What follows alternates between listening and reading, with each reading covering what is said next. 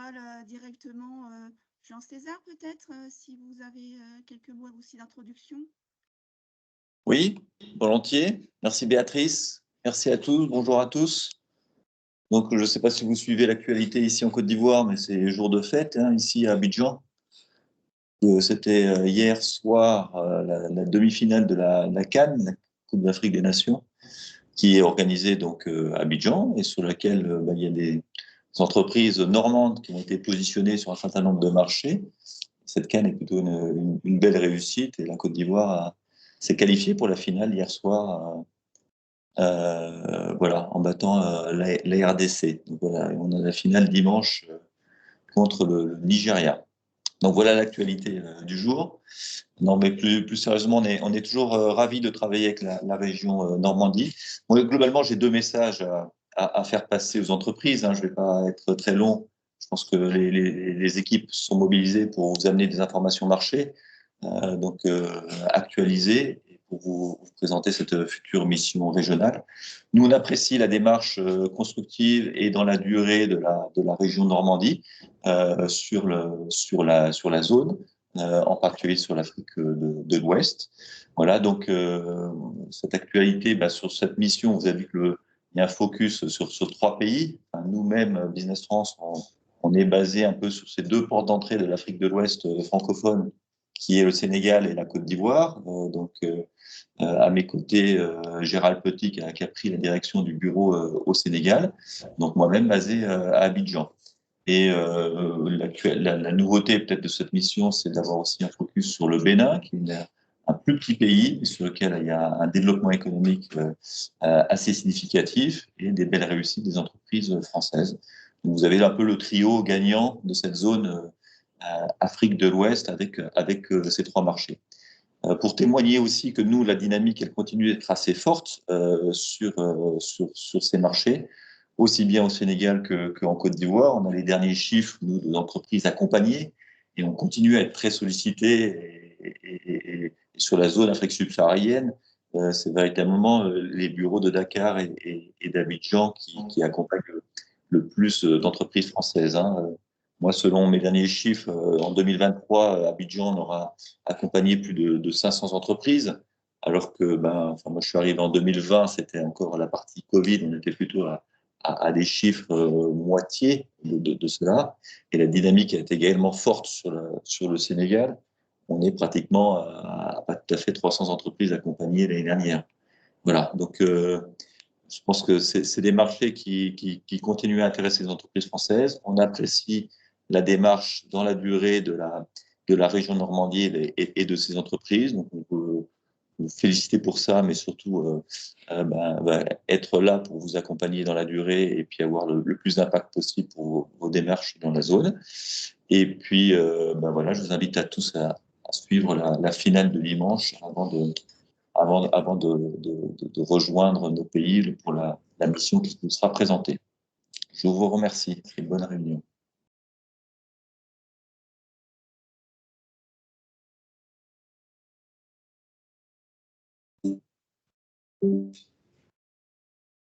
Donc, bonjour à tous. Donc, moi, c'est Talam. Donc, je suis conseiller bureau chargé de développement pour le bureau de Dakar. Donc, je couvre les secteurs de l'énergie, de l'industrie, de l'énergie, du pétrole, du gaz, du transport, la ville durable et la filière maritime pour le bureau de Dakar. Donc, sans tarder, donc, on va faire un focus sur le Sénégal. Donc, le Sénégal est considéré donc comme la deuxième économie donc d'Afrique de l'Ouest.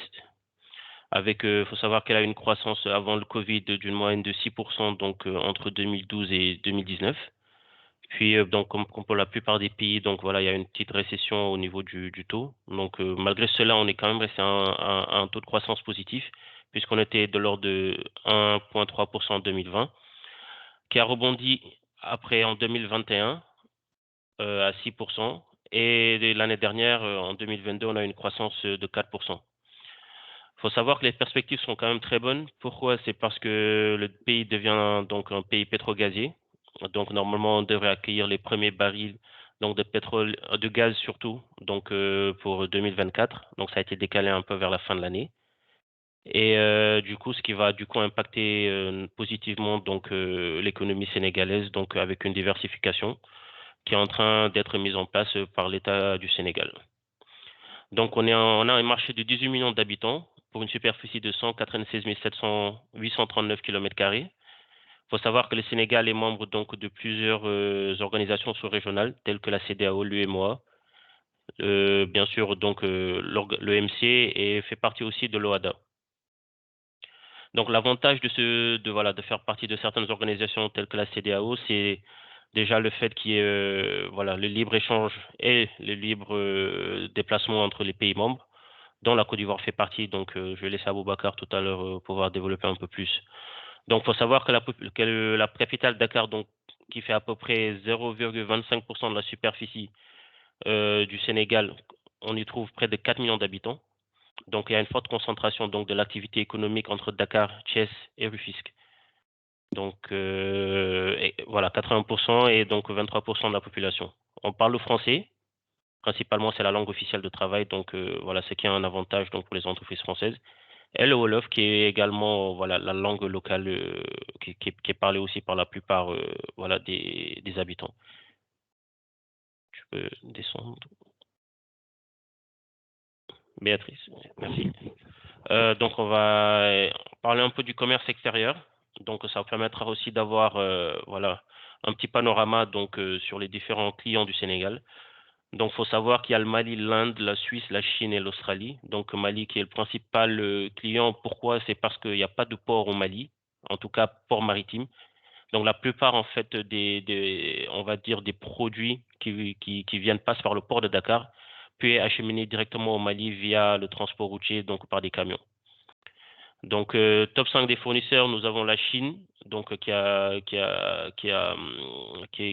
depuis à peu près une dizaine d'années, donc qui progresse donc en tant que fournisseur pour le Sénégal, la France, l'Inde, la Belgique et l'Espagne. Donc, les produits d'exportation du Sénégal sont essentiellement des produits pétroliers, l'or, parce qu'il faut savoir qu'on a pas mal de produits miniers, l'acide phosphorique, le poisson, vu qu'on a une côte assez riche, donc et tout ce qui est crustacés, mollusques, coquillages.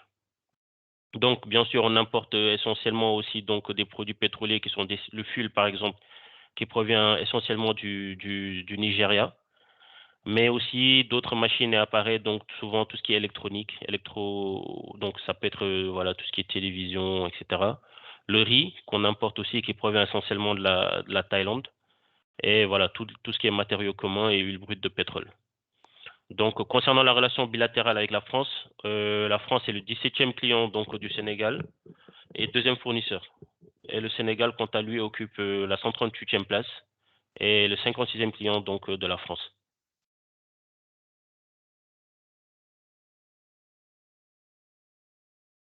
Alors là, j'ai décidé de faire un focus un peu sur 3 principaux secteurs. Pourquoi? C'est parce que j'ai un peu vu le profit des entreprises qui seront présents donc, lors de ce webinaire. Donc, industrie, bâtiment, tech et services. Et bien sûr, à la fin, donc, si vous avez des questions sur d'autres secteurs voilà, qui vous intéressent, n'hésitez pas. Donc, il faut savoir que le secteur industriel donc, occupe à peu près 26% du PIB. Et cela grâce à une politique donc, de l'État du Sénégal, puisque avant 2012, on était à peu près à 13%. Donc, il y a eu quand même une hausse assez significative. Dans les 26%, 17%, c'est l'agroalimentaire. Donc, on a pas mal d'entreprises locales donc, qui performent notamment dans tout ce qui est transformation de produits. Voilà, ça peut être de la mayonnaise, ça peut être du lait, etc. Et qui exportent beaucoup aussi dans la sous-région, notamment vers le Mali et la Guinée. 17%, donc, c'est de l'activité extractive. Donc, j'ai parlé tout à l'heure des mines et du fait qu'on a un sous-sol assez riche. L'énergie, bien sûr, et la métallurgie. Donc, il faut savoir qu'on a pas mal d'acteurs français qui sont sur place. Donc, il y a le groupe Vicat qui est dans la cimenterie, donc avec les ciments du Sahel. Il y a le groupe Mimran qui fait du sucre, donc de la transformation de sucre, donc qui se trouve au nord, vers Richardton, à Saint-Louis. Et également, on a les grands moulins aussi qui sont présents, donc qui font tout ce qui est transformation de farine. Donc, il faut savoir que le taux d'électrification au Sénégal est assez, en tout cas par rapport à la sous-région, est parmi les plus élevés, puisqu'on est à 79%. Et l'autre point important est très, on va dire, essentiel de nos jours, notamment voilà, à cause donc des émissions de CO2, il faut savoir que 30% en tout cas 30, les ENR occupent 30% donc dans le mix énergétique. Donc c'est en priorité donc le solaire qui est autour de 15%, l'éolienne 10% et bien sûr donc l'hydro qui est à 5%. Et tout à l'heure, j'ai parlé des perspectives de production de gaz et de pétrole, donc pour l'année 2024. Donc, ce qui pousse justement l'État du Sénégal à faire une transformation de toutes les centrales à fût à des centrales à gaz pour pouvoir justement utiliser en tout cas au maximum ces ressources. Donc là, le deuxième secteur sur lequel je voulais échanger avec vous, c'est donc le bâtiment. Il faut savoir que le secteur des travaux publics occupe à peu près 3% du PIB. Le PIB est autour de 22 000 milliards de francs CFA, donc à peu près 4-5 milliards d'euros à peu près. Et donc essentiellement, donc il y a pas mal de travaux. Si vous venez à Dakar, vous allez voir, il y a pas mal de chantiers, donc que ce soit les routes, les autoponts, mais également beaucoup de développement donc de projets immobiliers, donc que ce soit du luxe, mais également on va dire du moyen et du moyen gamme, et également des logements sociaux. Il faut savoir que l'État du Sénégal a initié donc depuis 2016 un programme de 100 000 logements. Le but, justement, c'est faciliter à des coûts assez accessibles voilà, l'accès au logement aux familles. Donc, on a la nouvelle ville de Diamniadio, peut-être que vous avez entendu parler, qui est à peu près à une quarantaine de kilomètres de Dakar, dans laquelle la plupart des projets immobiliers, justement, se font. On a le pôle urbain aussi du Lac Rose qui est en train d'être développé par l'État du Sénégal via des agences, en fait, qui s'occupent de tout ce qui est d'opérationnalité et de recherche de financement. Et donc, on a pas mal d'acteurs français représentés, donc que vous connaissez, hein, le Grand, Vachette, Saint-Gobain aussi. Et comme je disais, donc en termes de perspective, on est sur la création de nouveaux pôles. Il y a aussi le pôle de Daga-Holpa qui est en train d'être mis en place et qui va être essentiellement dédié à l'habitation, on va dire, haut de gamme. Voilà. Et le dernier point sur lequel on va échanger, donc, c'est tout ce qui est tech et services. Donc, on a un environnement très favorable donc, pour les activités technologiques, donc avec une croissance de 20% de l'activité au Sénégal. Il faut savoir que l'État du Sénégal est dans une politique globale donc, de modernisation. Donc, elle a créé d'ailleurs une agence qui s'appelle l'ADIE, qui est l'agence de l'informatique de l'État, donc qui est en charge en fait de tout ce qui est digitalisation on va dire voilà, de tout ce qui touche à l'administration, et qui s'occupe justement de mettre en place par exemple, on a eu à inaugurer il y a 1 an un data center donc à Diamniadio, donc un grand data center, et qui met en place la politique de modernisation et de digitalisation de l'État du Sénégal.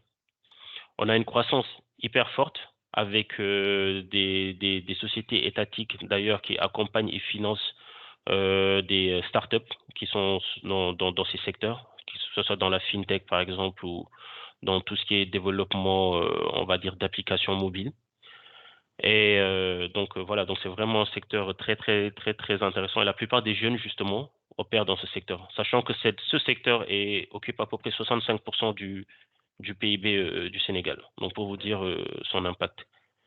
Un autre point intéressant, d'ailleurs, c'est le secteur du sport, qui est également en croissance, puisque, comme vous devez le savoir, on organise les JOJ, donc pour les Jeux olympiques de la jeunesse pour 2026.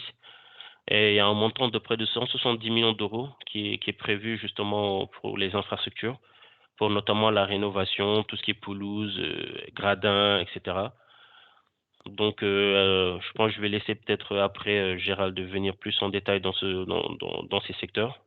En tout cas, on suit ça de très près ici à Dakar et même dans notre bureau, puisque voilà, il y a pas mal d'entreprises françaises qui vont être sûrement représentées pour ces JO.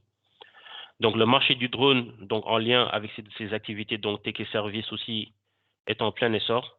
Il faut savoir que les principaux acteurs sont la SECNA, donc que vous connaissez, Sénégal Drone Academy, qui est une académie en fait qui apprend et qui forme et qui travaille également sur la législation dans ce sens.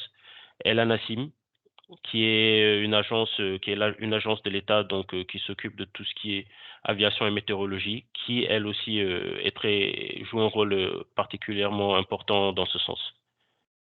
Donc, les perspectives, donc, le Sénégal, en tout cas, veut devenir un hub technologique, d'une part, notamment ça pose le fait qu'il soit à l'ouest, donc c'est du continent africain et qui c'est un avantage parce que ça lui permet justement de pouvoir collaborer facilement avec l'Europe, l'Amérique du Nord et l'Amérique du Sud, mais également un hub sportif, justement, avec les JOJ donc, de 2026, pour pouvoir justement avoir de belles perspectives, pour justement, Jean-César parlait de la CAN, puis nous aussi, pourquoi ne pas se missionner pour 2029 et organiser cette CAN, voilà. Je vous remercie. Je vais laisser la parole à Aboubacar. Et le Sénégal est le tenant du titre, pour la CAN aussi. C'est ça.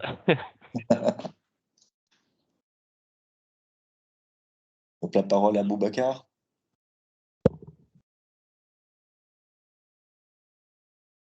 Ok, bonjour à toutes et à tous. Donc, je me présente, moi c'est Aboubacar Fofana, je suis chargé d'affaires export référent sur le pôle industrie cleantech. Depuis Abidjan, nous on est un bureau régional, hein, je pense que Jean-César l'a signalé. Donc depuis Abidjan, nous couvrons la Guinée-Conakry, nous couvrons le Togo, le Bénin et le Ghana à travers des partenaires référencés. Comme je viens de le dire, Abidjan est un bureau régional, donc le pays est un bureau régional, est un hub régional.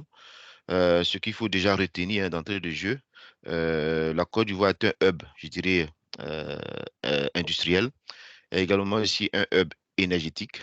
Aujourd'hui, un hub portuaire avec ces deux grands ports. Donc, quand vous, depuis Paris, vous avez 6h15 de vol pour arriver à Abidjan, via deux vols directs, Air France depuis Charles de Gaulle, et ensuite Corsair depuis Orly. Ce qu'il faut également noter en termes de croissance, c'est important de le signaler. Depuis plus d'une dizaine d'années, hein, la Côte d'Ivoire, je dirais, aujourd'hui l'élève, le bon élève du FMI et de la Banque mondiale, avec une croissance assez maintenue depuis une dizaine d'années qui tourne autour de 6,7%. Ça, c'est ce qu'il faut retenir. Et on envisage, selon les prévisions du FMI, on devrait être autour de 7% en 2023-2024. Le pays est basé sur des bases solides en termes macroéconomiques, en termes structurels également. Aujourd'hui, il faut noter que la Côte d'Ivoire est devenue un pays incontournable dans la région ouest africaine. Un hub, comme je l'ai dit tout à l'heure, de l'UEMOA, c'est l'Union économique et monétaire ouest-africaine qui regroupe 8 pays. La Côte d'Ivoire, elle seule, réalise un tiers du PIB de ces 8 pays-là. Tout à l'heure, mon collègue Talam parlait de deuxième économie au niveau de Dakar. La Côte d'Ivoire est la première économie, c'est ce qu'il faut retenir. Première économie, donc également aussi un tiers du PIB de ces pays. Également aussi, la Côte d'Ivoire, il faut retenir, c'est vraiment important, c'est 41% des industries de toute cette zone économique qui regroupe au total, c'est un marché de 120 millions d'habitants. Donc ça, c'est important. Il a parlé de la CEDEAO. Moi, je dirais que la CEDEAO, c'est également économique, c'est également plus politique. Ce qui va nous intéresser ici dans l'échange, c'est l'UEMOA, c'est une union monétaire ouest-africaine, donc une monnaie commune qui concerne à la fois le Sénégal, le Mali, le Burkina, le Bénin, le Togo, et également aussi le Niger. Donc, c'est cette économie-là, avec le franc CFA, qui est à parité fixe avec l'euro. Voilà. Un euro équivaut aujourd'hui à 656 francs CFA, voilà, pour arrondir. Ce qu'il faut également retenir, la Côte d'Ivoire, à elle seule, c'est un marché de 28 millions d'habitants, mais un marché en forte croissance. Ce n'est pas un très grand pays, mais un pays très dynamique, comme Jean-César l'a signifié, par rapport à d'autres pays de la région ouest africaine. Ce qui est également important aujourd'hui, l'industrialisation tourne essentiellement autour d'Abidjan, Abidjan qui est la capitale économique, et ensuite les villes secondaires. Vous voyez ici 3 villes secondaires essentiellement, Yamoussoukro, qui est la capitale politique et administrative. Ensuite, vous avez Bouaké, qui est le centre du pays. Je dirais que c'est un carrefour économique. Et ensuite, San Pedro, qui est le deuxième port du pays, mais toutefois, le premier port mondial d'exportation des fèves de cacao. Donc, c'est ce qu'il faut retenir sur cette première slide. Donc, un pays dynamique avec de nombreuses potentialités que nous allons aborder dans la slide suivante. Comme mon collègue Talam, hein, on a essayé de regrouper un peu quelques secteurs assez intéressants. On ne pourra pas aborder tous les secteurs. Effectivement, on a identifié ici pour le moment 3 secteurs: industrie, Je crois que c'est ce qui concerne plus les acteurs dans la partie industrie clean tech. Ensuite, on a la partie bâtiment et TP et énergie. Mais je vais également terminer un peu sur la partie, je dirais, drone, parce que je vois qu'il y a une entreprise qui est dans les drones, et également aussi une autre entreprise dans les tech. Donc, ce qu'il faut retenir au niveau industrie, que je viens de le signaler, c'est 41% du tissu industriel de la zone UEMOA. Essentiellement, ce qu'il faut retenir, c'est essentiellement des industries agroalimentaires, voilà, puisque le pays est le premier exportateur de cacao. Après ces industries, ce qui va marquer le tissu industriel de la Côte d'Ivoire, c'est tout ce qui va être industrie dans les mines, voilà, les mines. Ensuite, le pétrole, beaucoup d'industries cosmétiques, voilà, beaucoup d'industries cosmétiques. La partie industrie pharmaceutique est en cours de développement. On n'en a pas énormément. La Côte d'Ivoire fait essentiellement de l'importation. Les acteurs qu'il faut retenir dans le tissu industriel de la Côte d'Ivoire, c'est essentiellement des grands groupes français, hein. Le groupe Amida, le groupe Castel avec sa brasserie, le groupe Mimran, le groupe Semois et puis Lafarge aussi dans la cimenterie. Mais à côté de ces acteurs français, effectivement, il y a des concurrents. On a le groupe Heineken qui est également présent avec sa brasserie, voilà, qui est aujourd'hui un acteur incontournable avec la bière Ivoire, dont on parle. Tout à l'heure, je parlé de la Coupe d'Afrique, mais c'est cette bière qui est également très consommée et je pense qu'il sûrement nous porte beaucoup de chance. Ensuite, ce qu'il faut retenir au niveau industriel, ça c'est vraiment important de le signaler. Aujourd'hui, le pays a 4 zones industrielles sur Abidjan, qui est la capitale économique, puisque c'est là qu'on a le principal port, avec deux terminaux à conteneurs. Ce qu'il faut également noter, c'est qu'aujourd'hui, le pays se décentralise en créant de nouvelles zones industrielles, soit à la périphérie d'Abidjan, qu'on appelle le PK24, ou dans les grandes villes que je viens de citer, notamment à Yamoussoukro, la construction d'une nouvelle zone industrielle, à Boaké, construction d'une nouvelle zone industrielle, essentiellement tournée vers le textile et la trituration de graines de coton pour le transformer en huile. Ensuite, également aussi des usines dans la zone de San Pedro, qui est le second port du pays. Donc ça, c'est ce qui est important de noter. Sur la partie également industrie, ce qui va être important pour vous, c'est de savoir qu'aujourd'hui, l'État passe aujourd'hui dans une phase de transformation au niveau local. C'est ce qui est essentiellement encouragé, d'où la création de ces zones industrielles-là. Ce qui est également important aussi, c'est la modernisation de l'outil de production. Voilà, c'est un outil de production qui commençait à être obsolète. Donc aujourd'hui, les acteurs industriels vont vers la modernisation, vont vers l'extension. Donc construction de nouvelles usines, modernisation de ce qui existait, création de nouvelles lignes de production. Voilà. Ce qui est également important aussi, c'est la mise en place aussi de tout ce qui va être acteur qui tourne autour de la maintenance industrielle. Voilà, le pays est fortement demandeur de tous ces acteurs-là qui peuvent à la fois fournir des machines ou des outils spécifiques. Tout ce qui va également aussi, je dirais, machines-outils, ça intéresse ces acteurs-là. Donc voilà des possibilités, des opportunités. Voilà. Donc toutefois, dans la partie industrie, je souhaiterais insister là-dessus. Il est important pour les acteurs locaux que vous soyez présents. Voilà. Il souhaiterait, si possible, une réactivité de votre part. Il souhaiterait, si possible, avoir un SAV présent. Ça peut être via un VIE qui peut être ici pour faire des démarchages commerciaux. Ça peut être via un partenaire local, ou ça peut être via une implantation, la création d'une filiale. Mais j'insiste là-dessus, au niveau industriel, c'est un critère important. Voilà. Si tout de suite, vous venez de leur dire que vous venez leur vendre du matériel de maintenance et puis après que vous partez, après, ils vont fermer la porte. Ils souhaiteraient un partenariat, j'insiste là-dessus, gagnant-gagnant, surtout sur le long terme. Voilà. Ce qui est également important, qu'il faut que je signale également, dans tous ces secteurs que je vais citer, la partie formation. Voilà. Dans tous vos discours, dans tous vos échanges avec les acteurs locaux, que ce soit en Côte d'Ivoire ou au Sénégal, insistez sur la formation, le transfert de compétences.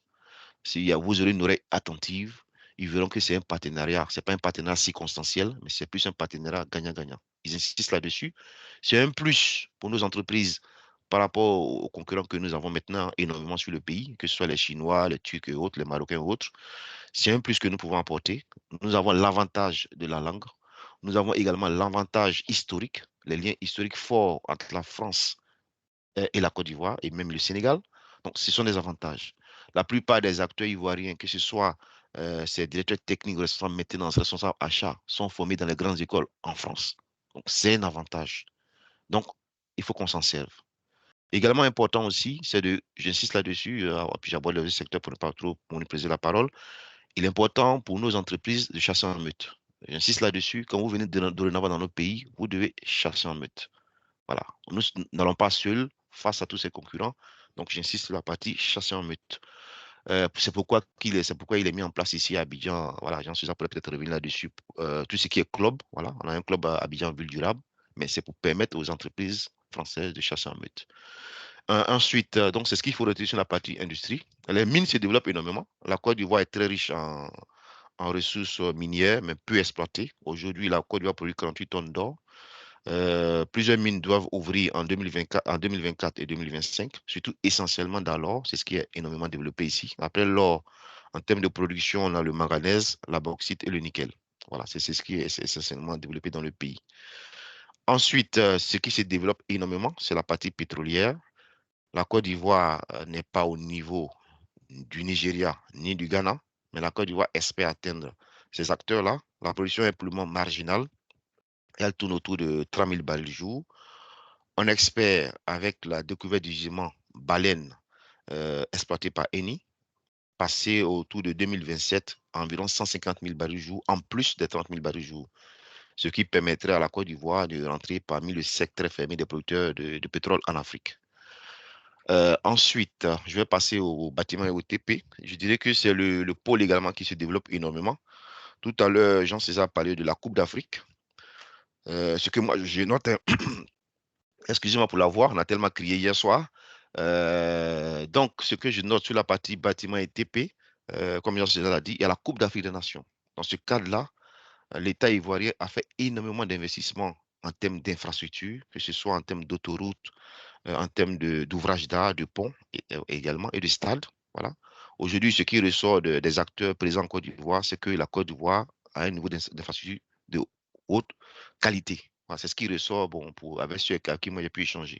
Donc, retenez que sur la Côte d'Ivoire aujourd'hui tend vers l'émergence, donc énormément d'investissements dans les infrastructures structurelles, énormément d'investissements dans le BTP, énormément d'investissements également dans tout ce qui est également logement. Pourquoi? Le pays a un énorme déficit en logement, plus de 600 000 logements dans tout le pays, dont essentiellement environ, je dirais, 400 000 uniquement sur la ville d'Abidjan, qui est la capitale économique. Donc, besoin également de construire des logements sociaux, tout type de logement, hein, puisqu'on a on a une classe moyenne en forte croissance. Donc, des logements aussi également de moyen de gamme ou de haut standing. Il y a une demande également. Donc, ça peut être intéressant pour ceux qui sont dans ce secteur d'activité. Donc, il y a un besoin. Ce qu'il faut également retenir, nos acteurs français sont là. Bouygues est présent, Colas est présent, Vinci sont présents. Quand je parlais tout à l'heure de chasser en meute, ces actions sont déjà installées dans le pays. Donc, sous-traitent souvent également aussi voilà, à des PME, à des PMI, certains de leurs chantiers. Donc, ça peut être intéressant de travailler avec également. Sous-traitent également aussi des volets sur lesquels ils ne sont pas fortement présents sur la Côte d'Ivoire. Bouygues peut, par exemple, remporter un appel d'offres sur la construction. Actuellement, ils ont la construction de l'aéroport et l'extension de l'aéroport d'Abidjan. S'il y a un volet assainissement sur lequel l'une des entreprises peut se positionner, Bouygues va également faciliter cela à travers le service économique d'Abidjan, etc. et Business France. Donc, c'est important de chasser en meute. Sur la partie BTP et TP, donc retenez qu'il y a un fort besoin. Le pays est en forte croissance, donc énormément d'investissements à faire. Voilà. Sur la partie énergie, voilà, on ne peut pas parler de développement industriel sans parler de développement énergétique. Ce qu'il faut retenir, c'est que la Côte d'Ivoire aujourd'hui, comme je l'ai dit, c'est la porte d'entrée de l'Afrique de l'Ouest. C'est également aussi la locomotive. C'est la Côte d'Ivoire qui tire toute l'Afrique de l'Ouest. Suivi également, effectivement, dans le wagon par le Sénégal. Ensuite, ce qu'il y a à retenir ici, c'est que la Côte d'Ivoire, aujourd'hui, comme j'ai insisté là-dessus, veut devenir un hub énergétique. Hub énergétique qui va permettre le développement de ces industries, le développement du pays et également aussi de la région ouest africaine, puisque la Côte d'Ivoire a un fort potentiel hydraulique, 7 barrages, 4 fleuves importants qui lui permettent d'avoir 7 barrages hydroélectriques. Également aussi 3 centrales thermiques à gaz à cycle combiné. Voilà, donc on tend vers les énergies renouvelables et autres. Donc la Côte d'Ivoire veut aujourd'hui fournir l'électricité à toute la région ouest africaine. Déjà, elle fournit l'électricité au Mali, au Burkina, au Togo, au Bénin, on va y revenir, au Ghana. Et aujourd'hui, elle fournit l'électricité au Libéria. Les pays qui sont en train d'être interconnectés, ce sont la Guinée-Conakry et la Sierra Leone. La Guinée-Conakry, comme vous le savez, avec tout le potentiel minier qui existe, surtout avec le développement du gisement de Simandou. Donc, c'est ce qu'il faut retenir sur la partie énergie. Sur la partie ENR, le pays s'y engage tout doucement. Des projets sont en cours. Essentiellement, ce qu'il faut retenir ici, c'est les centrales solaires photovoltaïques et la biomasse. C'est ce qui se développe. Des acteurs sont présents. J'ai parlé du club Abidjan Ville Durable. Voilà, c'est un acteur incontournable pour ceux qui s'intéressent à ces secteurs. Voilà, si vous êtes intéressé par ce secteur, Bouygues Énergie est présent, EDF est sur la biomasse et Schneider et Club Abidjan Ville Durable. Donc voilà ce que je peux dire pour le moment sur ces 3 secteurs clés. Pour sur la partie, je dirais, tech et services, ce qu'il faut retenir ici en Côte d'Ivoire, la téléphonie mobile est très développée. Pour une population de 28 millions d'habitants, aujourd'hui, on se retrouve avec 51 millions d'abonnés à la téléphonie mobile. Qu'est-ce qui explique cela? L'Ivoirien, comme vous le constatez, comme partout dans le monde, la jeunesse est essentiellement sur les réseaux sociaux. Mais l'Ivoirien, généralement, a au minimum 2 téléphones, a 2 smartphones. Voilà. Donc, c'est ce qui explique pourquoi on est à 51 millions d'abonnés à la téléphonie mobile. Ce qui est également important ici, ce qui se développe énormément en Côte d'Ivoire, c'est le mobile money, le paiement électronique à partir du téléphone mobile pour payer sa box, pour payer également sa facture d'électricité, etc. Donc, l'Ivoirien utilise énormément aujourd'hui la téléphonie mobile, le mobile money, même pour payer son ticket pour aller voir les matchs. Donc, ça, c'est important de le signaler. Ce qui se développe également aussi, c'est tout ce qui va être logiciel. Logiciel à la fois pour des industriels, pour des entreprises, mais également aussi pour des banques. Donc, il y a une forte demande à ce niveau-là également. Et une forte expertise ivoirienne également, puisque ces Ivoiriens sont également formés à l'école polytechnique de Yamoussoukro, mais également aussi à l'extérieur du pays. Beaucoup d'Ivoiriens aujourd'hui se forment également aussi en Inde, donc après retournent au pays, voilà, pour faire profiter au pays de l'expertise en informatique. Sur la partie également aussi sécuritaire, tout à l'heure, Tala m'a parlé de la partie drone. Je pense que c'est important de quand même d'en parler. Aujourd'hui, on a la CAN aujourd'hui. Jusqu'à ce jour, voilà, on continue de croiser le doigt. Hein. Au niveau sécuritaire, tout se passe bien. Mais c'est parce que la Côte d'Ivoire s'est énormément équipée en matériel de sécurité, que ça concerne les drones, mais ça concerne aussi la vidéosurveillance. Ça, c'est des points importants à signaler. Sur la partie drone, il faut noter qu'il y a une réglementation qui a été mise en place par l'autorité nationale de l'aviation civile qu'on appelle l'ANAC, l'équivalent se trouve également au Sénégal, qui régule aujourd'hui l'utilisation de ces drones, surtout au niveau civil, parce qu'au niveau militaire, bon, ça c'est géré par le ministère de la Défense. Mais ce qu'il faut noter, il y a un besoin surtout également au niveau, je dirais, pour la surveillance des côtes maritimes de la Côte d'Ivoire, hein, puisque la Côte d'Ivoire a une côte maritime d'environ 530 km, suivant de cette côte maritime. Surveillance également aussi des zones stratégiques. C'était les sites stratégiques qui se trouvent sur la capitale économique. Ça peut être des industries, ça peut être des sites, je dirais, gouvernementaux, voilà, sensibles. Ensuite, également aussi, où les drones vont être utilisés, c'est au niveau de la frontière avec le Mali et également aussi avec le Burkina, qui est une frontière aujourd'hui sensible, où les forces de défense et de sécurité de la Côte d'Ivoire sont déployées. Donc, il y a également un besoin en équipement de sécurité. L'année dernière, nous avons organisé une belle mission de sécurité et de défense, voilà, avec plus d'une quinzaine d'entreprises qui y ont participé. Il y a une mission qui est également prévue cette année, organisée avec la BPI. Voilà. Si vous êtes intéressé, on peut vous donner plus d'informations après. Donc, ce qu'il faut en tout cas retenir, il y a un intérêt pour tout ce qui est équipement de sécurité de drones, à la fois dans le civil, dans le militaire. Voilà, si on peut passer à la slide suivante. Donc, la slide suivante nous permet de faire la transition sur le Bénin. Comme l'a dit Jean César, c'est un pays au développement significatif, effectivement un développement significatif.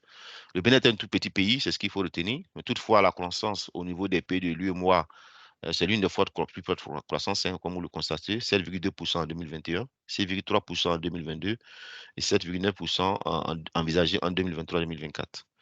L'inflation est maîtrisée. Voilà, c'est un pays, ce qu'il faut surtout retenir que c'est un hub commercial. Voilà, je dirais que comparativement à la Côte d'Ivoire est un hub industriel. Bénin, hub commercial, pourquoi? Parce que le Bénin, je dirais, a également un port très dynamique. Le Bénin a également une proximité avec le mastodonte de l'Afrique de l'Ouest qui est le Nigeria. Donc, le Bénin fait essentiellement de la réexportation de ces produits-là, des biens de consommation, des voitures d'occasion, et essentiellement vers quel pays? Vers surtout le Burkina, le Mali et le Niger. le Burkina qui exporte, je dirais, plus de 60% de ses hydrocarbures à partir, par exemple, du port de Cotonou. Donc, le Bénin est un pays d'avenir, c'est ce que je pourrais dire par rapport à la Côte d'Ivoire, aux nombreuses potentialités. Certes, qui n'est pas au niveau, hein, il faut qu'on le dise, ce n'est pas au niveau de la Côte d'Ivoire. Les deux économies, j'insiste là-dessus, c'est le Sénégal et la Côte d'Ivoire. Mais les pays avec de très bonnes perspectives en termes de stabilité politique, stabilité macroéconomique, je dirais qu'en bonne position aujourd'hui, nous avons le Bénin. Ce qui a permis, je dirais, avec l'engagement du président Talon au Bénin de passer du statut de pays à faible revenu et de rejoindre aujourd'hui le cercle fermé quand même de pays à revenu intermédiaire, où on y trouve la Côte d'Ivoire, le Sénégal et le Maroc. Voilà. Même s'il faut préciser que la Côte d'Ivoire est passée du stade de pays à revenu intermédiaire tranche supérieure. Bon, dans tout ça, encore, il y a encore des strates, mais la Côte d'Ivoire est toujours quand même, je dirais, le bon élève du FMI, comme je l'ai dit. Ce qui est important, comme l'a dit Talam également, le Bénin fait partie de l'UEMOA, donc monnaie commune. Tout ce qui va être transaction douanière, généralement, c'est la même législation. C'est l'OADA également, tout ce qui va être fiscalité également. Donc, c'est le même système qui est appliqué dans ces différents pays-là. Si on peut la slide suivante, s'il vous plaît.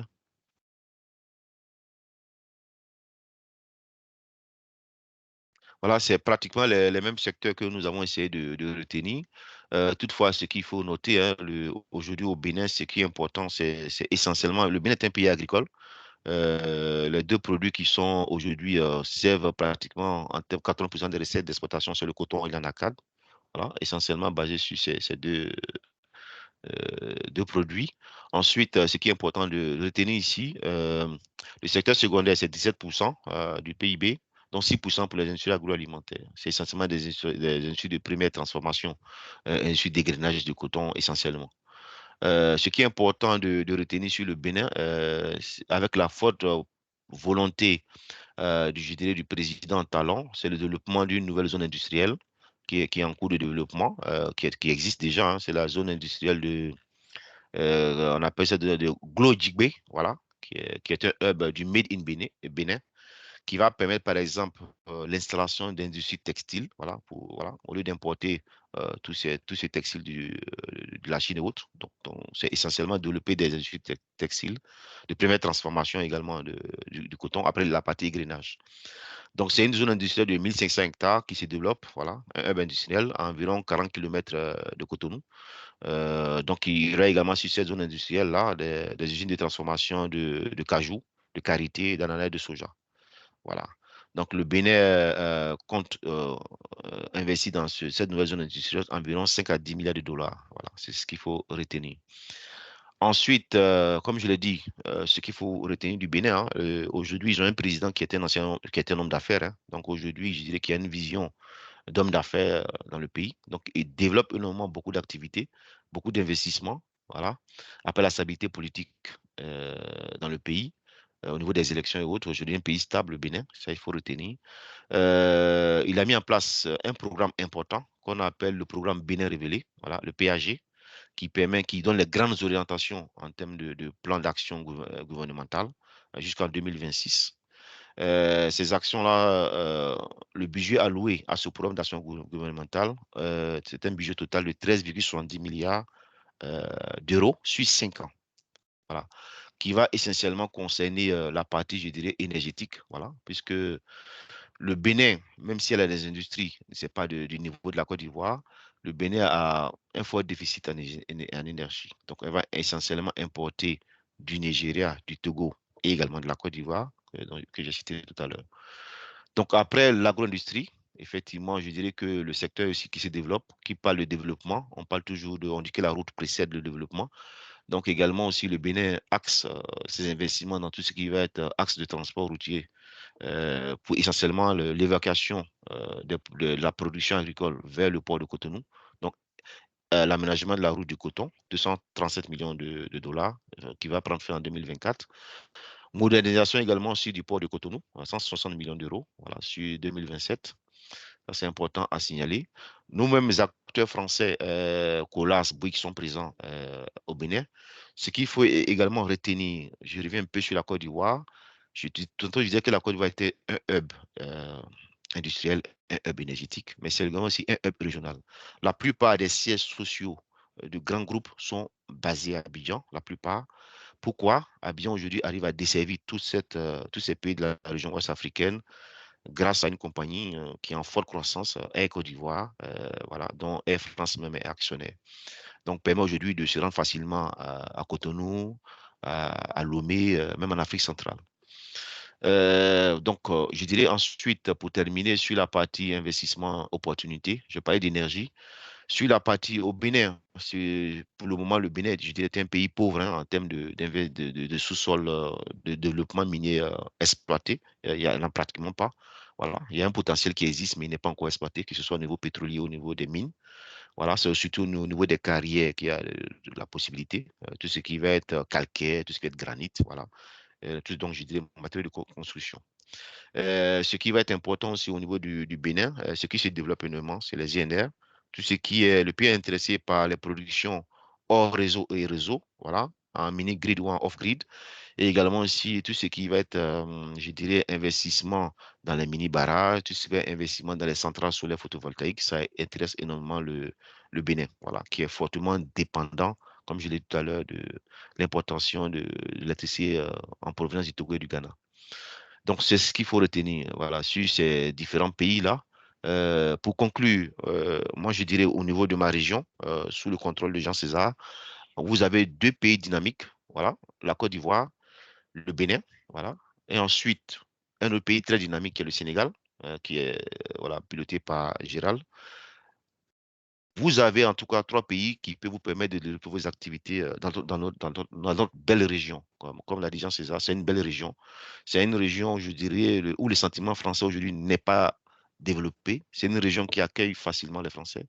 C'est une région francophile. Voilà, les Ivoiriens sont très francophiles, les Béninois, les Sénégalais. Donc, il y a des opportunités à saisir.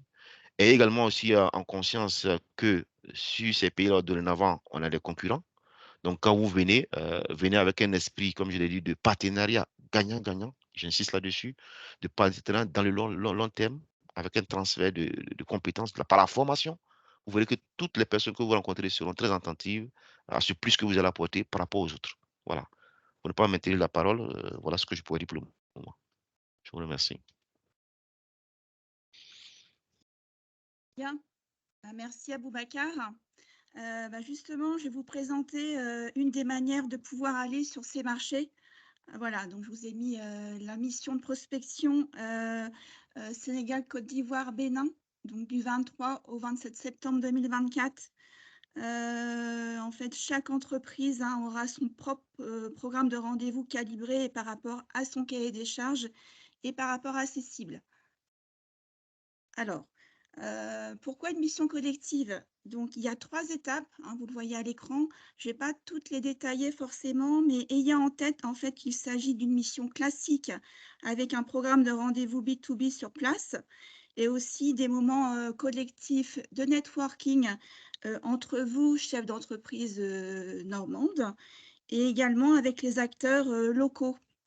En amont, on vous accompagne sur la préparation à la phase 1 pour appréhender au mieux le ou les marchés ciblés. Et puis en fin de mission, la phase 3, un bilan avec les équipes Business France sur place et également avec votre conseiller TFE Normandie de retour en France. Voilà, je passe sur les phases rapidement pour vous montrer le planning des séquences de la mission. Donc, en fait, vous voyez, il y a différentes étapes. Aujourd'hui, on est à la première, le webinaire de présentation de la zone, les opportunités marché, comme expliqué par Aboubacar et puis Talam. Voilà, ce que je voulais vous dire, c'est que vraiment, si vous avez des projets de développement et que vous souhaitez y aller sur ces marchés avec d'autres entreprises normandes, voilà, donc vous avez la possibilité de revenir vers moi-même ou vers votre conseiller TFE Normandie pour affiner en visio et de façon plus individuelle votre projet de développement, vos besoins et vos contraintes. Et à l'issue de la visio, les bureaux Business France pourront confirmer ou pas justement le potentiel de votre entreprise sur ces marchés. Vous avez bien noté, je pense, la date de la mission, 23-27 septembre 2024. Et puis la date limite pour signer le bon de commande, le 26 avril. Voilà. Le programme prévisionnel sur place, alors ça, c'est un programme qui pourra être ajusté dans les dernières semaines avant la date du déplacement. Et voilà, en général, on vous fait arriver la veille, le dimanche, à Dakar, en fonction des pays ciblés. Donc, ça peut être aussi sur la Côte d'Ivoire. Le lundi matin, donc le programme de rendez-vous, le programme de rendez-vous l'après-midi, effectivement, le matin et le soir, donc les moments collectifs. Le mardi, toute la journée, le mercredi, toute la journée, programme de rendez-vous B2B sur le pays ciblé et transfert le mercredi soir ou fin d'après-midi sur le deuxième pays pour continuer votre programme de rendez-vous B2B le jeudi et le vendredi sur le deuxième pays, voire le troisième pays à partir du vendredi soir. Voilà, donc les prestations, je vous ai remis donc la proposition d'accompagnement sur cette mission. Alors, soit un pays, Sénégal ou Côte d'Ivoire, 2 jours de rendez-vous B2B, 4 650 € hors taxes par entreprise. 2 pays, Sénégal et Côte d'Ivoire, donc 2 jours de rendez-vous par pays, 6 600 € hors taxes par entreprise.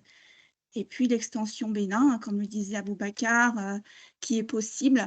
Voilà, 2 jours de rendez-vous pour le Bénin, 2 250 €.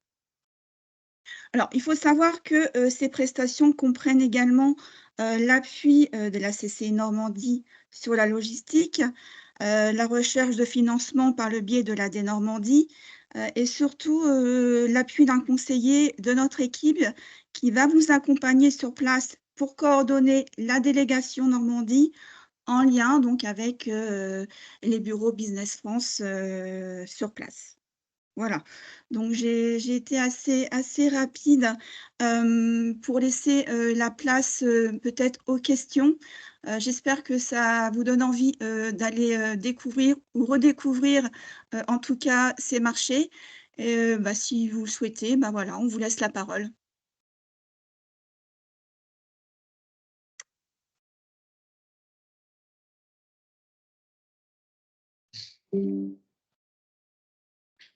Oui, donc la parole est aux entreprises. Si vous avez des questions à poser, aussi bien sur le Sénégal, Gérald est connecté, ou sur la Côte d'Ivoire ou le Bénin. Voilà, vous voyez l'esprit en fait de ce webinaire, l'esprit aussi de préparation qu'on peut mettre en place avant de valider vos inscriptions. Donc moi, je voudrais que vous inciter à initier des échanges. Enfin, certains d'entre vous connaissez déjà les marchés, donc de voir un peu l'actualité des marchés. Et pour ceux qui sont en découverte, d'avoir plus d'infos générales sur ces marchés avant de s'inscrire sur cette mission. Bonjour, j'aurais Oui. une question. Voilà, nous avons déjà effectué une mission avec Talam donc sur le Sénégal. Donc, on souhaitait éventuellement voir plutôt la mission Côte d'Ivoire. Donc, si j'ai bien compris, d'après les prestations proposées, on pourrait faire juste la mission Côte d'Ivoire avec éventuellement la prolongation au Bénin, mais sinon faire juste sans forcément faire le Sénégal. Oui, c'est possible, en effet, de D'accord. faire soit sur la semaine, enfin globalement, le programme classique, c'est une semaine sur laquelle on peut faire les 2 pays qui sont Sénégal et Côte d'Ivoire. Simplement, Mhm. le Bénin sera forcément sur la semaine suivante. D'accord. Voilà. Et donc, si on fait que la Côte d'Ivoire, c'est que sur 2 jours, enfin 2 jours sur place, qu'on peut faire la semaine, on va dire, Côte d'Ivoire? Non, La c'est sur les 2 jours, tarification, d'après ce que j'ai vu oui, sur la votre tarification qui est prévue, elle est sur 2 jours de rendez-vous 2 jours B2B. sur D'accord. la Côte. Merci. Bonjour à toutes et tous. J'ai une petite question notamment sur tout ce qui va être travail préparatoire et documents à fournir en amont d'une potentielle identification de prospects sur zone. Qu'est-ce qu'il en est par rapport aux documents à fournir là-dessus? Typiquement, une présentation de votre structure, une présentation de vos produits, et puis après, une présentation, enfin, si vous avez notamment déjà une présence en Afrique, ou enfin, un peu une actualisation de votre développement international. Et après, l'échange tourne avec les experts locaux sur les opportunités de marché et puis sur le profil de cible qui est les plus pertinentes pour vous, les plus prioritaires. Voilà, la démarche de clients, de pouvoir rencontrer des clients, pouvoir rencontrer des partenaires locaux pour continuer la démarche de représentation que vous avez besoin.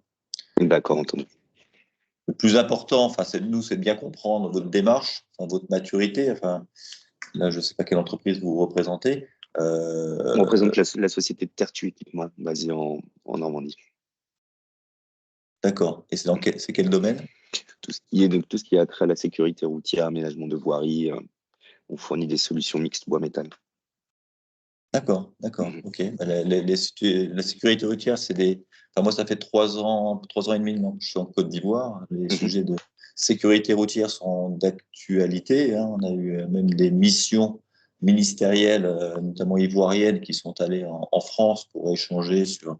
Il y a eu la mise en place du permis à points, mais en termes de sécurité routière aussi, par rapport au nombre de morts sur la route, c'est des sujets d'actualité, aussi bien au Sénégal qu'en Côte d'Ivoire. Donc, il y a eu pas mal de besoin d'équipement, hein, D'accord, très bien. de radars ou autres équipements de sécurité. Très bien. Mais donc, merci. oui, encore une fois, la démarche, elle se veut de bien comprendre vos priorités. Nous, la valeur ajoutée, c'est vraiment d'ouvrir les portes et les contacts. Donc, on a tout intérêt à se mobiliser pour savoir quels sont les contacts vraiment prioritaires pour vous et se focaliser là-dessus pour l'obtention des rendez-vous. Très bien. Merci.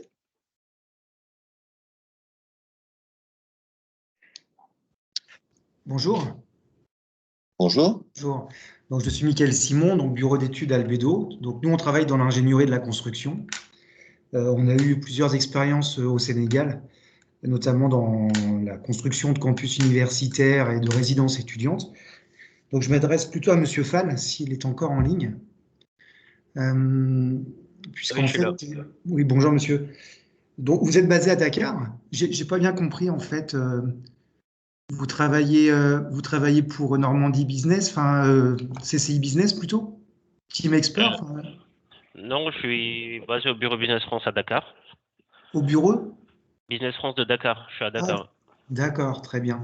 Donc vous avez parlé de développement du marché des logements sociaux. Donc on n'a pas, nous, d'expérience en France, oui, mais pas au Sénégal. Comment s'opère le marché? C'est des marchés publics principalement, des promoteurs privés? C'est ça. En fait, c'est des promoteurs privés qui travaillent du coup avec, c'est des partenaires publics-privés globalement. D'accord.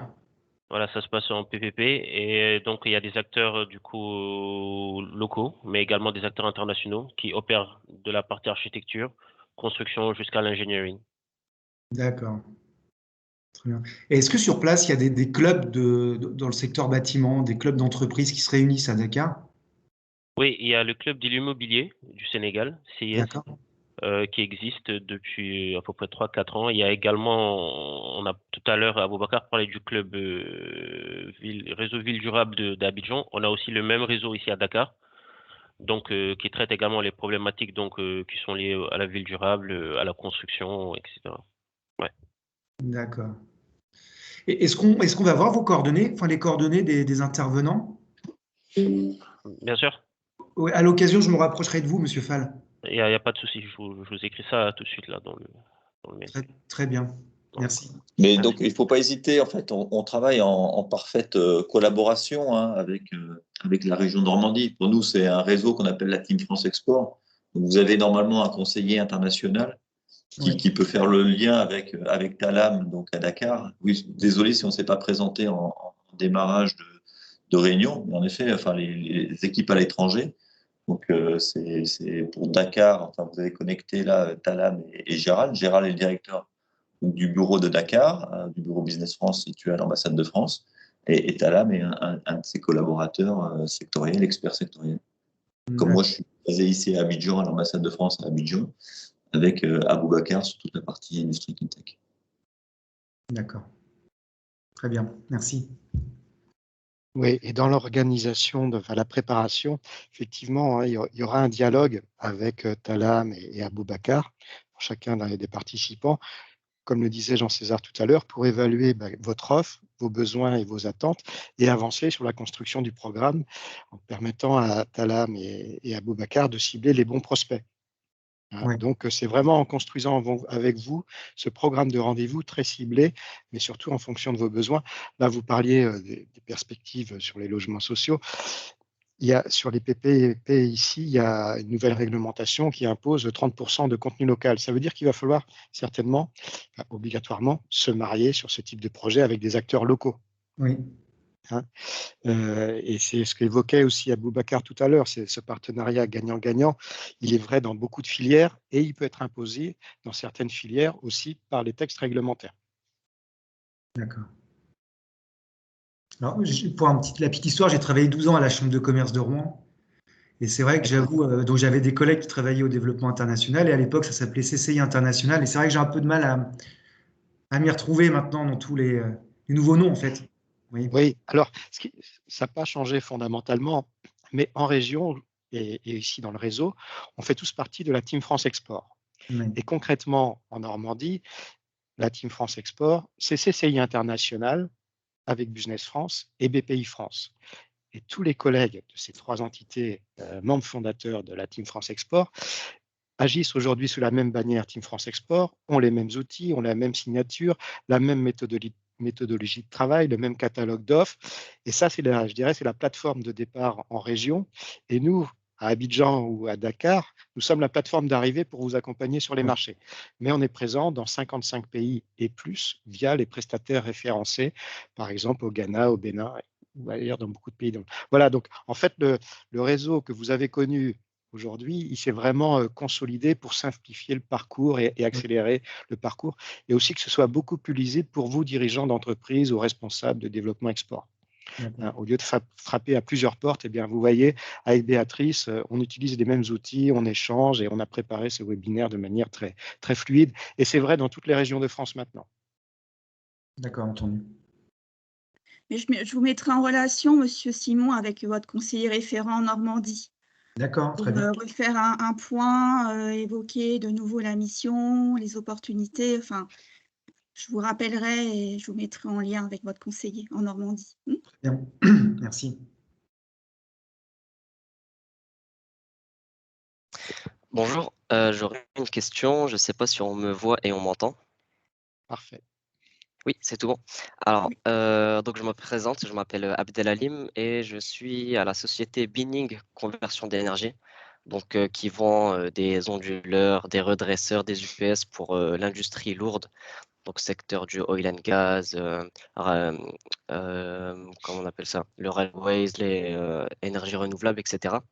Alors, moi, ma demande sera un petit peu particulière car je suis apprenti commercial, donc je suis alternant, étudiant. Et donc, nous, on est beaucoup basé déjà en Afrique, notamment au Côte d'Ivoire, au Bénin, au Cameroun, Gabon. Et on serait intéressé ici par le Sénégal. Donc, je ne sais pas si M. Talam est encore là. Oui, je suis là. Donc, le programme de la mission de prospection nous intéresserait beaucoup. Ma demande serait la suivante, c'est que j'ai une mission de prospection à faire au Sénégal. Donc, on aimerait passer tout d'abord par la mission de prospection, mais on sera sur place au Sénégal dans un peu moins de 2 mois, donc fin mars. Et donc, c'est une mission que je dois faire avec mon école et mon entreprise. Donc, c'est quand même quelque chose d'assez important et conséquent comme projet. Et ce serait pour savoir si Team France pourrait m'accompagner moi ainsi que mon entreprise dans cette mission de prospection qui se déroulera au Sénégal à Dakar fin mars. Ou alors c'est un peu short au niveau des délais, ce que je comprendrais tout à fait. Donc voilà, je voulais savoir si qu'est-ce que vous en pensiez, Monsieur Fall. Je vais peut-être laisser Gérald vous te répondre. Ça marche. Ton micro est coupé. Bien sûr, si vous venez en mission, et vous serez accompagné par un dirigeant de l'entreprise? Oui, un de mes responsables va m'accompagner. Non, bien sûr, bon, on peut peut-être via Béatrice et votre référent Team France Export, hein, votre conseiller ou conseillère, prévoir un rendez-vous bilatéral pour préparer et anticiper ce séjour à Dakar et voir dans quelle mesure nous, on peut vous proposer aussi un accompagnement sur ce déplacement pour que vous puissiez rencontrer les bons prospects.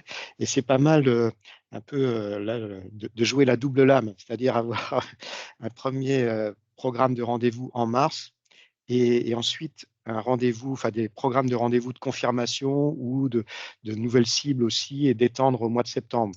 Parce que de toute façon, c'est bien prévu aussi, hein, vous l'avez vu dans le programme qui est proposé, il y a un suivi qui est fait après. Parce que l'important, c'est d'avoir une démarche de long terme. C'est-à-dire que ce n'est pas en venant une seule fois au mois de septembre que vous allez remporter des marchés pour les nouveaux venus sur ces destinations. Il faudra tout de suite, dans votre programme, anticiper un retour dans les 6 mois en 2025. Quoi, hein. Donc, mais là, vous prenez de l'avance. Déjà, vous venez là au mois de mars et la deuxième lame arrive en septembre, ce qui serait plutôt pas mal. Donc, on fera tout pour vous accompagner dès que possible. Ok, super. Très bien. Donc, je prends directement contact avec l'un de vous. Je vais vous mettre en relation, oui, avec votre conseiller, pareil, qui est Simon Guillaume. Ok. Et voilà, il connaît bien votre entreprise qui fait partie du Club Afrique. Ah, ok. Donc, oui, il n'y a pas de souci. Oui, oui. Ok. Oui, je l'ai noté en tout cas. Voilà. Ouais, j'ai noté vos besoins et effectivement cette mission en amont sur Mars. Pas de souci. Super. Bah, écoutez, je vous remercie. Deuxième petite question. J'ai vu aussi qu'il y avait un événement sur Rouen la semaine prochaine. Alors, est-ce que c'est bien avec vous? Alors, je me trompe. Donc, un genre de séminaire, une journée pour le Sénégal aussi, Bénin, ou pas? Rouen, semaine prochaine. Alors, peut-être que vous parlez justement de la réunion du Club Afrique Ok, qui aura c'est lieu peut-être le ça. 15 février, qui est gérée justement par Simon et Sophie Jeanne. Moi, j'ai ça en tête. Après, ça doit être ça, je suppose. Oui, je pense que ça doit être ça, ouais. Bon, ça doit être ça. Ah, ouais. Donc, c'était pour savoir comment ça se déroulait, si c'était sur toute la journée ou alors que l'après-midi. Non, pour moi, si c'est ça, c'est, je crois, le soir à partir de 17h ou 18h en fin d'après-midi. Ok, d'accord. Donc, les membres du club se réunissent voilà, pour faire un état des lieux, point d'actualité. Pour moi, ça doit être ça. Sinon, on peut en reparler après, hein, si vous voulez. Mais, Ok. c'est ce que j'ai en tête, en tout cas. Ouais. Ça marche. Bah, écoutez, je vous remercie en tout cas.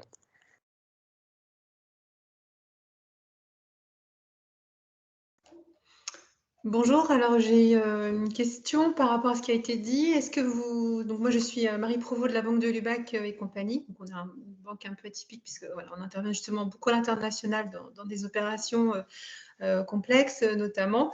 Donc effectivement sur l'Afrique de l'Ouest, voilà, il semble qu'on ait des sujets qui remontent assez régulièrement. Je voulais savoir justement si vous aviez identifié des sujets justement par rapport aux entreprises en local avec lesquelles vous pouvez mettre en contact donc, les sociétés qui exportent, justement sur ces problématiques bancaires qui peuvent se présenter notamment par rapport au contrôle d'échange. D'accord. Sur la Côte d'Ivoire, oui, il y a des sujets. Alors, je suis pas certain que les demandes soient très liées en fait aux entreprises qui exportent. Je pense que c'est principalement aux entreprises basées localement et notamment, enfin, vous savez qu'il y a une grosse communauté française ou franco-ivoirienne, hein, donc des Ivoiriens, des Français d'origine ivoirienne ou des Ivoiriens d'origine française et qui ont des sujets par rapport à leur banque et leur compte en banque, notamment en France, qui sont de temps en temps par les banques traditionnelles françaises fermées. Elles sont unilatérales par rapport au sujet de réglementation mondiale par rapport à l'origine des fonds, des choses comme ça. Enfin, je ne connais pas trop les terminologies, quoi. Voilà. Et donc, pour ces chefs d'entreprise-là, ces entreprises-là, je sais que c'est un de vos axes de développement et sur lequel il y a probablement des actions de prospection commerciale à faire pour faire connaître vos services. Enfin, c'est un nom qui remonte assez souvent hein, dans l'environnement d'affaires, les solutions que vous pouvez apporter. Et donc, moi, je vous conseillerais d'insister là-dessus. Enfin, on a déjà vu des représentants de votre banque venir assez régulièrement, notamment dans le cadre de missions MEDEF, par rapport à ce type de sujet. D'accord. Ah, et donc, du coup, vous avez vu Stéphanie Doubi, par exemple, c'est ça, de chez nous, je pense. Oui. Voilà. J'ai vu une autre personne, mais je ne me rappelle plus, qui était basée plutôt sur Pays de Loire ou Nantes. Et Stéphanie, oui, elle était venue au moins une fois, voire deux, sur Abidjan. D'accord, ok. Très bien. Et là, pour le coup, voilà, effectivement, après, s'il y avait des remontées, de toute façon, vous les connaissez aussi, enfin, vous en avez connaissance, c'est ça, ils viennent vous voir et sur ces entreprises donc, ivoiriennes. Oui, on a des sujets, c'est plutôt des remontées, des plaintes, on va dire, nous, au sein de l'ambassade de France, donc des plaintes d'hommes d'affaires, comme je dis, franco-ivoiriens, qui disent voilà, qu'ils ont des sujets et des problématiques bancaires particulières par rapport à ce type de renforcement de réglementation. Voilà. Après, je pense que au-delà des démarches que vous avez faites de participer à des missions MEDEF qui sont assez généralistes, je crois qu'on avait, alors je sais plus, hein, vous avez aussi un conseiller international qui est basé, je crois, plutôt en région parisienne, voilà, sur lequel on peut faire des actions de promotion plus spécifiques de vos services en comité pas restreint, mais en espèce de business event particulier pour mettre en avant vos services par rapport à on va dire, la communauté d'affaires française en Côte d'Ivoire. Ok, merci. Sur le Sénégal, pour répondre à votre question, moi je vois deux thématiques. L'accompagnement des projets d'investissement industriel, hein, qu'ils soient français ou d'autres acteurs européens. Et la problématique identifiée aujourd'hui, mais qui relie celle de la Côte d'Ivoire, c'est les remontées de capitaux des filiales installées ici. Parce que en fait, le pays, le Sénégal, est pas à court de devises, mais en tension sur les devises étrangères.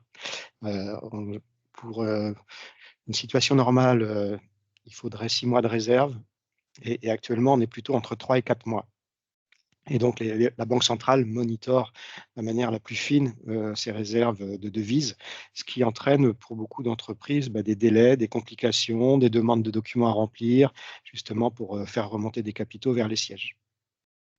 Oui, alors donc là, effectivement, on est dans ce que disait tout à l'heure Monsieur Lemert, hein, c'est effectivement la possibilité dans ces cas-là qu'on peut avoir pour ces sociétés filiales, effectivement, d'avoir un compte en France, donc chez nous, pour pouvoir effectivement ne pas avoir cette problématique, quoi. Tout à fait. Ok, merci.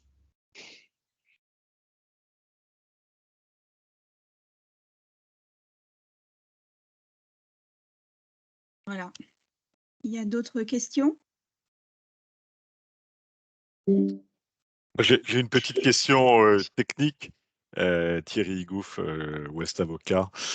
Je conseille beaucoup d'entreprises de la région Ouest et j'ai eu l'occasion de travailler avec vous le 28 juin dernier sur une conférence sur l'export, donc sur le développement international.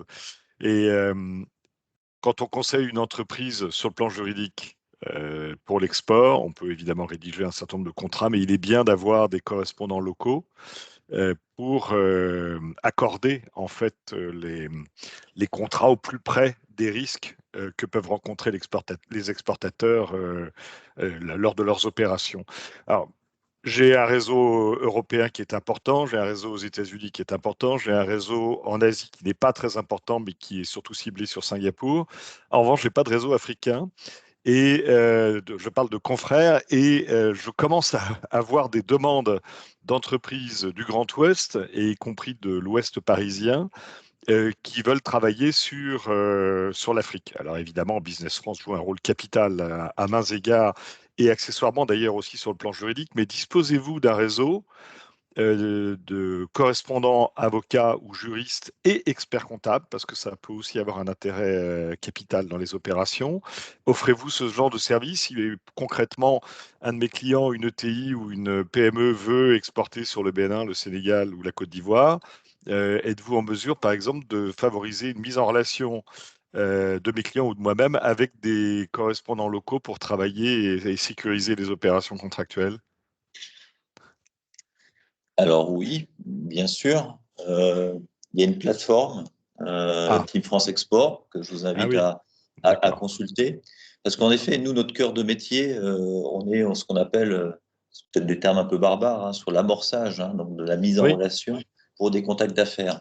Mais quand on parle d'ancrage, donc d'implantation et donc des sujets que vous mentionnez, hein, sur l'aspect juridique, d'expertise comptable, d'hébergement, enfin, voilà, on travaille beaucoup en partenariat et on a fait un gros travail au niveau de chaque bureau, en Côte d'Ivoire et à Dakar, de référencer des partenaires. D'accord. Ce n'est pas une liste exhaustive, ça ne se veut pas d'avoir exhaustif, c'est une liste de partenaires locaux connus, reconnus et qui sont volontaires pour travailler avec les PME françaises. Donc ces contacts sont disponibles. Voilà, les contacts sont directement sur la plateforme TFE. D'accord. Il faut le trouver dans la partie service, hein, où il y a une catégorie implantation, et après c'est segmenté par sous-catégorie, comme la partie droit, fiscalité. Et au niveau des pays, vous avez un ou deux ou trois partenaires référencés. Voilà, sur la plateforme, vous pouvez envoyer directement vos messages de mise en relation. Nous, ça nous permet de voir un peu les flux d'intérêt vis-à-vis de ces partenaires. C'est pour ça qu'on renvoie systématiquement la mise en relation sur la plateforme. Mais au contraire, je pense qu'on est tout à fait volontaire pour vous mettre en relation avec ce type de partenaire, parce que nous, c'est un peu notre philosophie, hein, d'accompagner très fortement les PME, ETI françaises dans une première démarche de prospection, mais aussi de pouvoir les mettre en relation avec des partenaires que vous mentionnez pour des sujets d'implantation sur nos pays. Ok, je vous remercie, c'est très clair. Merci beaucoup. N'hésitez pas à nous mettre en copie si besoin, quand vous leur écrivez. Oui, d'accord. Mais vous verrez, il y a à la fois des indépendants installés ici, et puis des grands noms un peu plus connus qui ont une couverture internationale. Oui, bien sûr. Mais alors, les acteurs intermédiaires, les ETI et les grosses PME, certaines travaillent avec des grands groupes et puis d'autres vont préférer travailler avec des acteurs locaux qui sont plus proches de l'écosystème et puis des spécialités industrielles et des activités économiques des boîtes. Merci beaucoup.